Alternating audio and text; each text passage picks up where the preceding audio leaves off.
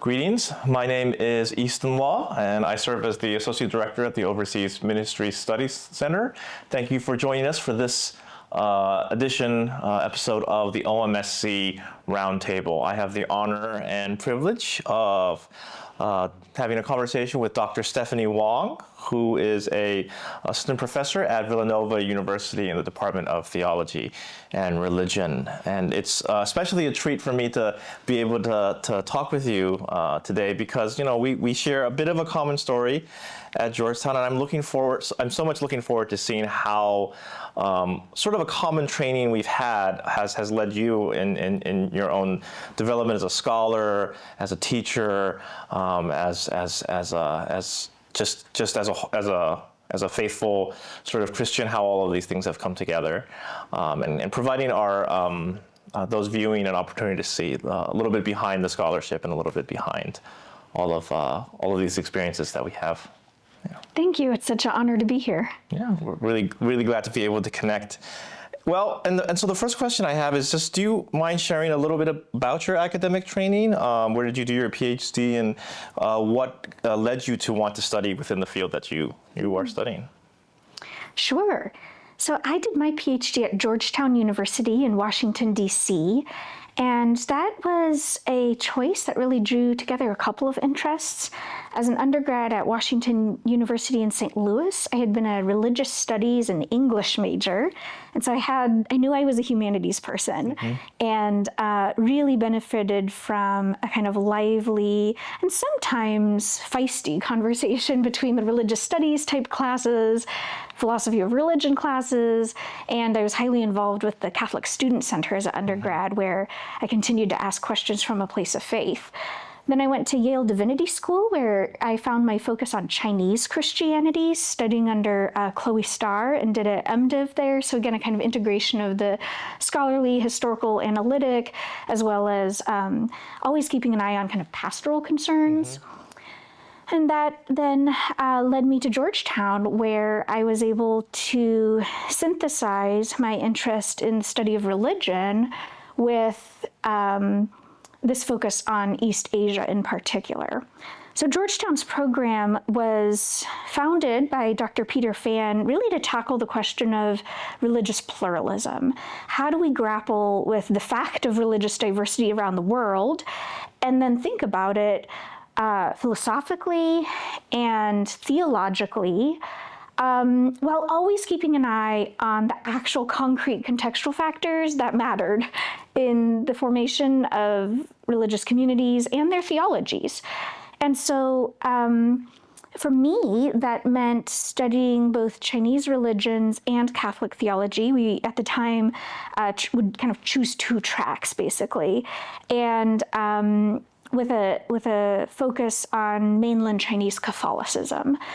So I'm really grateful for that training, because I think it helped me get a sense of the landscape, both in kind of sociology of religion questions and certainly the China studies history side of all that, which was available both through my own department and the history department and the School of Foreign Service, which Georgetown features so well. but I also got to understand the lay of the land and, theologies of religions and philosophical conversations about how to think through pluralism in the context of modernity and postmodernity and post-postmodernity. So I found all of that array very useful. And I still, so often go back to what I read in my comp exams or what I studied in my coursework as I continue to think through questions in my current work in comparative theology and interreligious studies.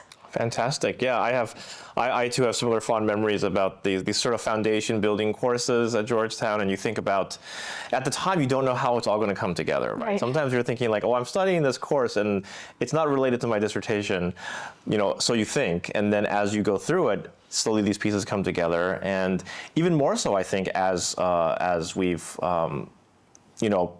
began teaching and working within different institutions, seeing all these pieces come together is an adventure in and of itself. And I would love to hear a little bit more about how these various pieces that you gathered during your time at Georgetown have come together at your current position at Villanova. Can you tell me a little bit about the role you play there, the type of courses you teach, a little bit about the department perhaps? Sure.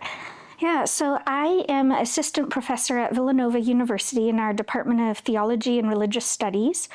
And I was hired as a comparative theologian, but also with quite a bit of flexibility to explore and kind of define what that meant. I was not filling existing shoes or fitting into an existing role. The department sensed that there was a need for greater attention to comparative and interreligious questions, and also was looking for someone who could teach courses in East Asian traditions.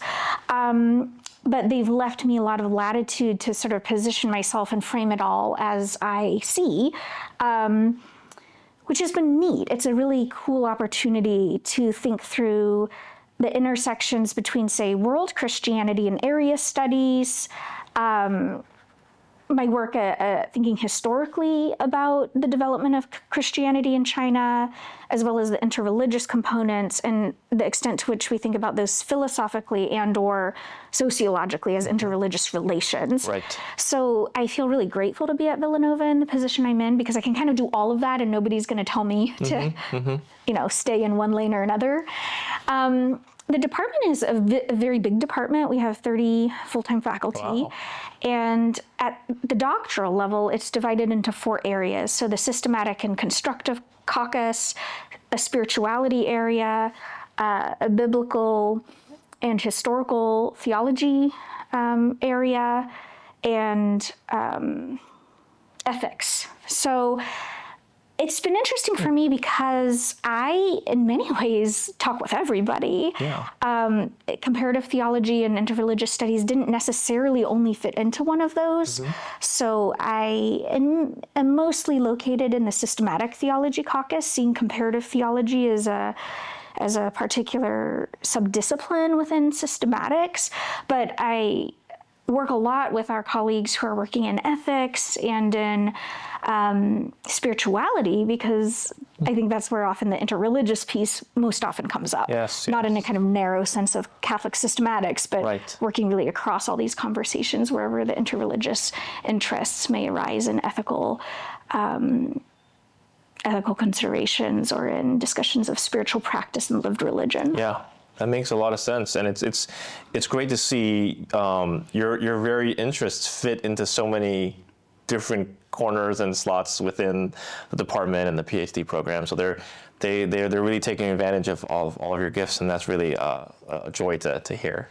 That you've landed in such a great spot. Can you tell me a little bit about some of the courses you teach then within this wider menu that Villanova is presenting? Perhaps just a course that you really enjoy teaching, that you found yourself to be. Sure. So one thing that I've enjoyed but also had to adjust to at Villanova has been just how different our student populations are at different levels. So the undergrad teaching, our students tend to be coming from a whole myriad of backgrounds, not necessarily Catholic, though many of them are.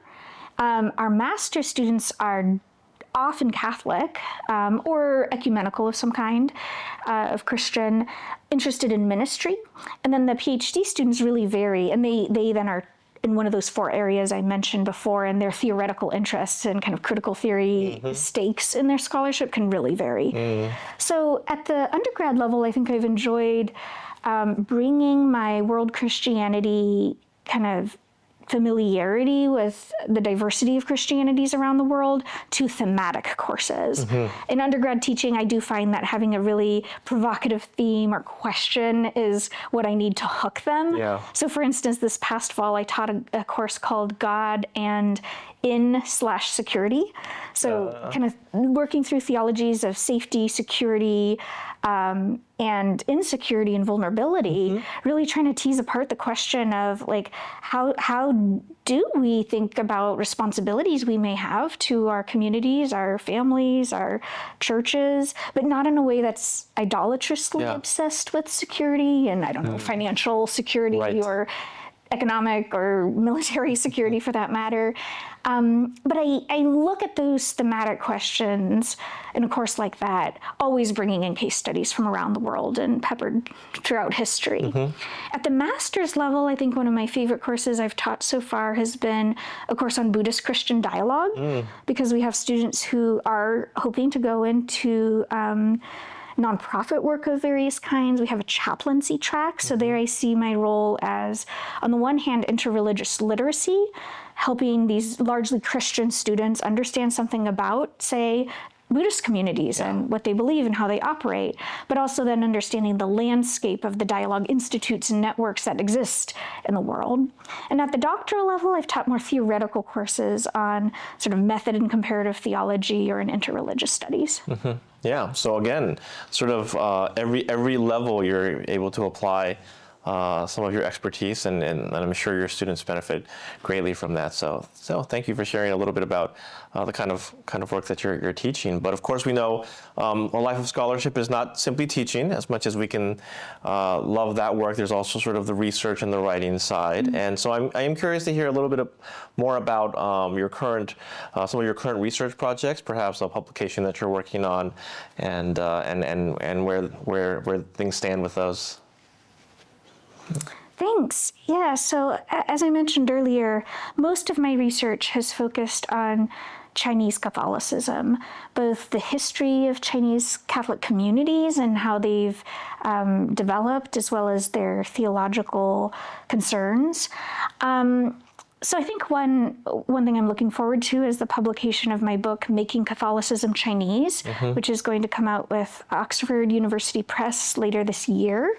And that's, in some sense, it is a world Christianity study in the early 20th century Chinese Catholic Church. And it looks at the kind of coalitions and networks of both European, Belgian, and Vatican clergy, as well as indigenous Chinese Catholic clergy and intellectuals and politicians who were all in various ways trying to, one, advocate for the church, for the indigenous church over and against the French religious protectorate, but also trying to think through philosophically and aesthetically through art and other things, the enculturation of Catholicism as a Chinese religion. So that book is coming out. More recently, I think I've also been thinking through sort of the connections between Catholic Confucian and Catholic Buddhist comparative theology and their stakes for political theology today. Right now, there's a huge foment in the Chinese academic world over the Moist and Confucian traditions and what they might offer to our visions of a new world order.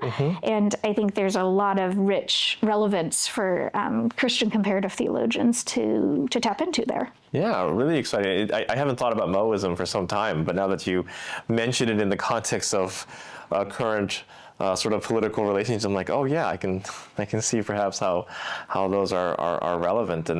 And you mentioned that kind of perspective on comparative theology, but also in relationship to current events, also in relationship to the history of Catholicism in China.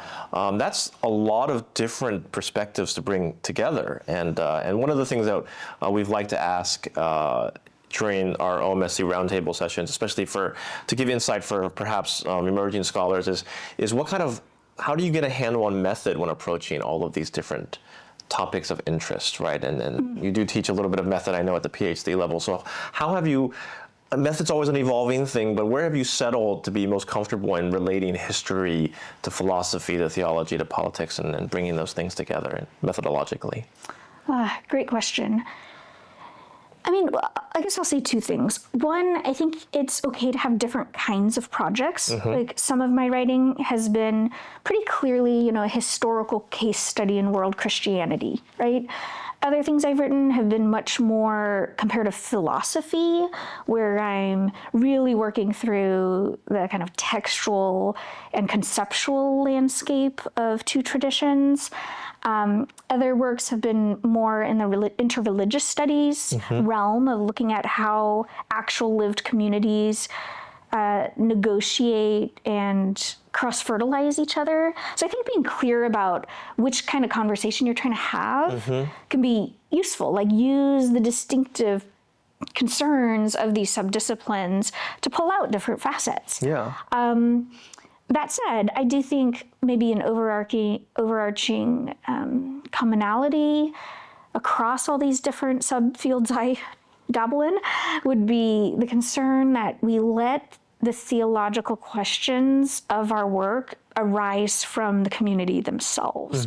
Here, I think I'm thinking especially of comparative theology, where there's been a lot of concern that Christian comparative theology or Catholic comparative theology, even in its very humble desire to learn from the religious other, sets the agenda of the questions to ask. Right. And I think that's where having a real strong grounding and a kind of accountability to lived community, like who are the people we're talking about, and asking, well, what do they see as a theological problem? And letting the inquiry start there is a really good guardrail against methodological mistakes or hegemonies or red herrings. Yes, absolutely. That makes a lot of sense, and I love the way that you've talked about that. There are certain genres of research, and when you understand that, you work within those genres. Sometimes there's some cross-disciplinary, but it's always important to always bring that back to the communities themselves. And I was wondering, I don't know if we've actually spoken with many self-identifying comparative theologians within our OMSC Roundtable conversations thus far. And I am a little bit curious to hear about how you see comparative theology as a field and its relationship to world Christianity discourses as you've, participated and viewed them. They are slightly different worlds, but there's a lot of overlap, obviously. And you certainly exist, and work within both. I'm curious about how you see that relationship. Yeah, thanks for that. I think I see them as complementary and really almost needing each other. Now, for me, it was natural to work within both because I focus on Asia, where lived Catholicism has always been in close quarters with other religious traditions. Christianity is a minority religion, certainly in China and in much of East Asia. And religious life itself is multiple and plural, where, as you well know, you can't really separate out all that clearly in most village life. Like, well, what's exactly Confucian and what's the Taoist part and what's the Buddhist part? All of this is lived in a pretty integrated and kind of life-sectored way. Yeah. And so I think it was natural for me, as someone in world Christianity studying China, mainland China in particular, to already have to grapple with interreligious and comparative concerns. So I guess I'll just say that when you focus on a place, and this is the case for so many scholars in world Christianity, you're already in an interreligious context, and so that can't be ignored. That said, I do think as disciplines, they can be corrective for each other. So I think sometimes world Christianity, in its good desire to grapple historically and kind of ethnographically with, okay, who are these communities? What did they do? What are the missionary networks that mattered? What are the independence movements that may have pushed back against them? There's a case study nature to global Christianity that I really value. But comparative theology always asks the kind of enduring philosophical and theological questions about well, what are these traditions saying, and if through their encounters with each other they're saying different stuff, like let's learn what that is, right? At the same time, comparative theology, I think, also suffers from a kind of case studyism where it can be easy. Comparative theology can tend to be, okay, you know, let's take this concept and this concept from two different traditions, throw them together and see what happens, or this text and that text and see what happens. And again, there's a form of the so what question then of like, well, why? You know, why choose those two thinkers, especially if there's not a historical or genetic connection between them. Yeah. And so comparative theology, I think, really benefits from the grounded ethnographic concerns of world Christianity and saying, okay, well, whatever we say about interreligious relations needs to somehow be tethered to actual historical relations. And I'm not saying that either, you know, has to determine the so what question of the other, but holding them together for me has been productive for having my ear out, my eye out for both kind of questions of philosophical and theological content and accountability to history. Yeah, I absolutely understand what you're saying. I think because we share some of those similar some similar training, but also we both have a concern for theology, I think, and that relationship between the universal and the particular, and how they need to check one another as they seek the truth of that context, whether it's a universal sense of truth or it's the truth of those particular situations in that ethnographic sense. How do they relate to one another is a perpetual question for me. And I think that is where world Christianity and comparative theology do find ways to synergize and push and pull on one another in really helpful ways. And I think you just described it very, very well in terms of some of the ways that you see these constellations and relationships. I want to take that idea and push it just a little bit farther within your own positionality in terms of what do you think the role of sort of theological inquiry is?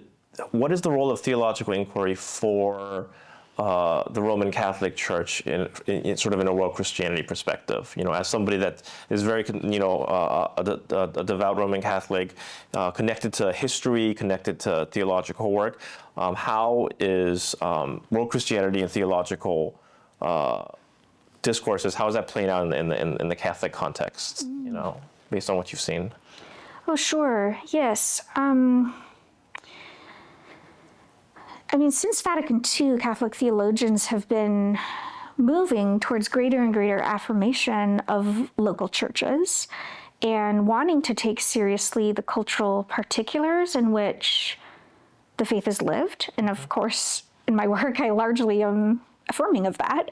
But I do think there's ways in which world Christianity and comparative theology together can kind of make us rethink the big schematics under which that's done. So let me just give an example. Like a lot of the language since Vatican II has been about enculturation. Yes. Right? The enculturation paradigm, which is dominant in Catholic theology and certainly in magisterial language. And that's an affirmation of the gospel in particular types of places, as you were saying. Right. But I do think sometimes the enculturation paradigm can suggest a rather shallow infleshing of the gospel in, you know, Chinese appearance or, you know, Congolese appearance or whatever it might be.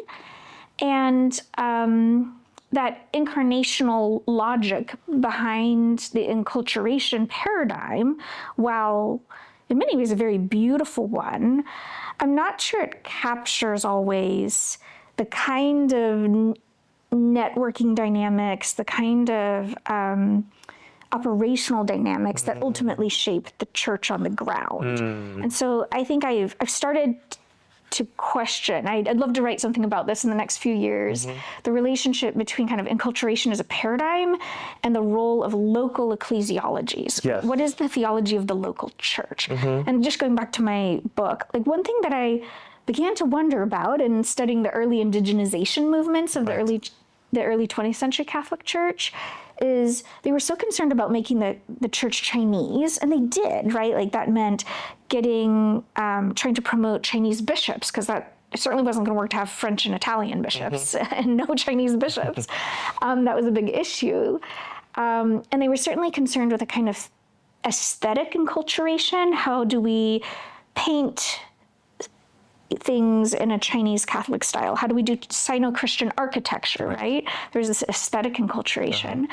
But what I argue ultimately in my book is that this was a partial indigenization because it did not necessarily mean making Catholicism operate like a Chinese religion. Right. In terms of the historic power networks of especially rural Chinese religious life and how religiosity was lived and organized, negotiated in these contexts.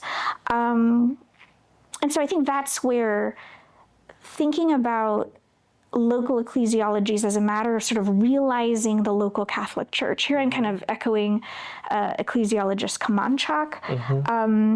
I think that really is what we've got to think through next, holding together the kind of theological incarnational ideal of enculturation with the extent to which local kind of almost institutional and process norms are where the rubber really hits the road, and whether a religion, whether Catholicism can actually become a local religion. And it's so fascinating because I'm familiar with some of the processes within the Roman Catholic Church's history in the Chinese context. And again, like you mentioned, the sort of the fluidity of the village system and how that village system in China was connected to religiosity of various sorts, right? And the ways in which Roman Catholicism met that, but also maybe didn't meet it in ways that were technically correct by particular orders or particular perspectives, and how that continues to take place even perhaps in modern times. Really, really fascinating question. So I very much look forward to the publication of your book and to be able to dive into the way that you frame that history and the implications of that for now. I think it's not just something that, like you've mentioned, is important for China, but really for the Roman Catholic Church all over the world. I think, as I'm not Roman Catholic, but as I've watched over the fence and watched the synodality stuff happen, I'm kind of thinking that that's one structural way they're trying to address some of the things that you've mentioned, right? And so I guess one of the last questions I have then is, now that you've been part of this world Christianity discourse, this comparative theology discourse, from sort of your positionality, where do you see the study of world Christianity going? And you can take that in two ways. You can take that as sort of a descriptive standpoint based on what you've seen, but also from a prescriptive standpoint of like where you would like to see it go. As you participate in conferences like the Princeton Seminary Conference or the Yale Edinburgh Conference, but also your time at Asian Studies conferences, which I know you're also a part of those communities. How is the study of the world church going? Where do you think it's going? Thanks. Yeah, I continue to be so enriched by conversations in world Christianity, and especially because we often do focus geographically. I just find it incredibly enriching to learn about completely different contexts, that prompt me to look for similar analogs in my own focus of study. But where would I like world Christianity to go? I think I hinted at it earlier when I was talking about kind of the case study nature of world Christianity, that is both its strength and I think its weakness, right? Most of us cut our teeth on kind of learning the distinctive histories and demographic issues and ethnocultural considerations of a given community, either in a localized space or in diaspora and migration, Right. which is great and so necessary for getting these stories onto the table. And I think there's a lot of that work that still needs to be done, that World Christianity continues to simply try to like bring these stories to light that have been left out. Yeah. They've been left out. And so I don't think that should at all stop. I think we continue to need to learn more about so many communities that are just not treated nearly enough. I mean, even in, say, like Asian Christianity, so much of the work, and I'm guilty of this, is on China or Korea or, you know, sort of the obvious sites. And you wonder, okay, well, like where are the Nepalese conversations? Where are the Laotian Christian studies, right? So we still have a lot of work just to get the stories on the table. I want to say that. Nonetheless, I do hope that the field is also able to kind of rise above this tendency to just collect case studies. Yes. And start theorizing the bigger questions of what is the nature of religiosity, noting that it's truly different in different places, as you were just saying about with kind of Chinese religious village life. Religiosity works differently than, say, in the United States. Questions of secularity in religion, right? Questions of nationalism. I mentioned my own interest in sort of how Chinese traditions are being used in Chinese political theologies today, and what do Christian comparative theologians think of that, right? Like, this has barely been touched. And so I hope that world Christianity can begin to think above the case study level of, okay, well, what are the Christians doing in this given place, or what are the transnational networks that shape their sensibilities, to theorizing some of the big questions that I think the world and our society and higher ed needs us to make a case for, right? There's a lot of questions about why study the humanities, is, you know, religion irrelevant. I think in world Christianity and comparative theology, we actually have a real opportunity to say, we can speak to the big questions of civic pluralism, demographic movement, and say something worthwhile about them. Yeah, I absolutely agree. I think that's a beautiful summary of some of the things that I've also seen. The enriching nature of world Christianity to flesh out so many stories and so many diverse voices. But then what does it mean to bring those voices together and assess what this might have to say about the church and God and society, given this diversity, is something that I continually ask myself and also see. So I think I'm glad to be on the same page as you. I think we're both looking at a really robust field with just so much to offer, but not just to offer for other world Christianity scholars, so to speak. We've talked about this, and I see this come up in other conversations, but how much it has to offer to other fields of study, that, you know, sociologists that look at religion, anthropologists that look at religion, international relations people that look at religion. World Christianity is a place where all of these disciplines and discourses can cross at certain points, right? And we need to continue to foster those kinds of conversations. And so just one last quick question to close us out, and we'd like to ask this of all of our guests on this interview series is, you know, say you're in an elevator, it's 2-3 minutes before you get off, and the person next to you is like, oh, you're a world Christianity scholar. What does that mean, right? What would be your general response to the average person who's asking, well, what does that mean when you say you study world Christianity? I think I'd say world Christianity takes seriously the lived religious experience and the theological aspirations of local Christians around the world in global perspective. I mean, I think that's what it's trying to do. And it involves, therefore, both a corrective element of bringing to light those stories that haven't been sufficiently told, as well as thinking beyond the limits of nation state or the world religions paradigm. Right. But really opening up in a wonderfully kind of interdisciplinary way Yes. the study of how convictions, community, and spirituality connect for Christians. Yeah, that's really beautiful. I love the way that you included theological aspirations into that definition, because there is the community as it is, and a lot of world Christianity does a great job of looking at communities as they are. But as a faith community, they do aspire to something, right? And to be able to take those aspirations seriously with those things like you've mentioned, convictions and spiritualities and communities, and how they're trying to live this out, right, in a global way. I think that's a beautiful way to look at what it means to study world Christianity, as from a faith perspective as well as from an academic perspective.